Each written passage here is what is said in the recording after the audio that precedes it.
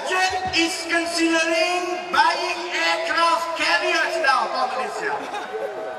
These aircraft...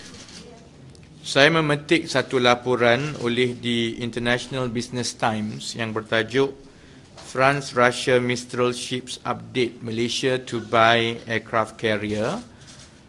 Pautannya ada disertakan di situ, yang bertarikh 26 Ogos 2015 mengenai hasrat kerajaan Malaysia membeli sebuah kapal perang pengangkut helikopter dari kerajaan Perancis.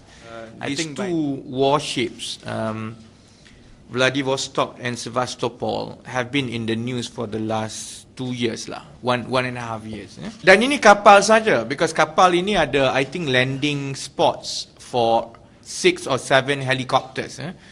Tak guna beli kapal perang pengangkut helikopter tapi tak ada helikopter, buat apa?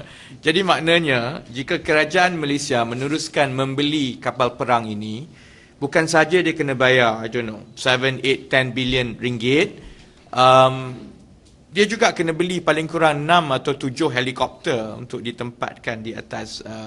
So, helikopter pun bergantung kepada specs. It can go as high as a few hundred millions. It can be 100 millions. Jadi paling kurang another 1 billion